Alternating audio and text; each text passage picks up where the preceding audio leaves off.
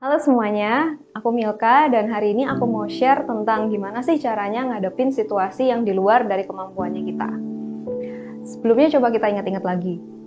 Pernah nggak kita melakukan suatu hal itu yang benar-benar di luar dari comfort zone-nya kita? Atau pernah nggak kita berada di dalam suatu keadaan yang benar-benar bertolak belakang dari apa yang biasanya kita hadapin sehari-hari? Atau pernah nggak sih kita berada di dalam suatu situasi itu yang kita benar-benar ngerasa hopeless. Kita nggak tahu harus melakukan apa, kita nggak punya skill di situ, kita nggak punya kemampuan di situ, kita nggak pernah punya pengalaman sebelumnya di situ. Kita sudah nggak tahu lagi harus ngakalin dengan cara apa. Seakan-akan kita itu seperti terjebak dan tidak ada usaha kita yang dapat meloloskan kita itu dari semua itu. Apa yang harus kita lakukan ketika kita berada di dalam suatu keadaan itu yang justru malah meng-highlight kelemahan dan ketidakmampuannya kita? Apakah kita harus berusaha keras, bersusah payah, striving untuk dapat keluar dari semua itu? Atau malah kita langsung pasrah dan gak ngelakuin apa-apa? Ngikutin arus tanpa tujuan yang jelas. Tapi mau sampai kapan seperti itu? Lalu apa yang harus kita lakukan untuk dapat keluar dari situasi tersebut? Yang pertama, dan yang biasanya sulit untuk dilakukan, adalah bersyukurlah. Bersyukurlah terlebih dahulu dalam keadaan apapun, dan terima dulu keadaannya. Berdamai dulu dengan situasinya. Kenapa kok di saat yang gak enak, kita malah disuruh bersyukur?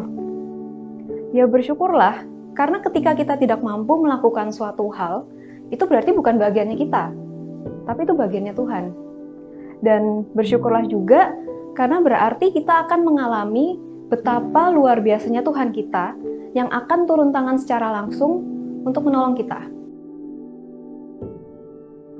Setelah kita sudah bersyukur, kita sudah terima keadaannya, lalu apa yang harus kita lakukan selanjutnya?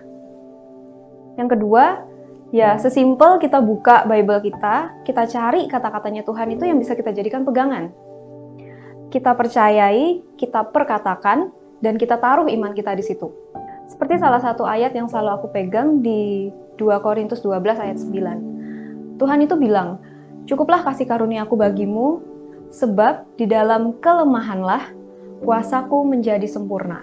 Kenapa kok Tuhan bilang ketika kita lemah, justru kuasanya menjadi sempurna? Karena ketika kita lemah, kita butuh pertolongannya. Karena ketika kita nggak sanggup, kita butuh miracle-nya. Dimana semua itu cuma Tuhan kan yang bisa kasih. Kita sesama manusia punya limit untuk menolong. Kita terbatas, tapi Tuhan tidak. Kita sesama manusia, kita nggak bisa bikin miracle, tapi Tuhan bisa. Pada akhirnya cuma Tuhan kan yang benar-benar bisa menolong kita. Yang ketiga, dan yang juga biasanya sulit untuk dilakukan, adalah lepas semua kontrol dan kendalinya kita.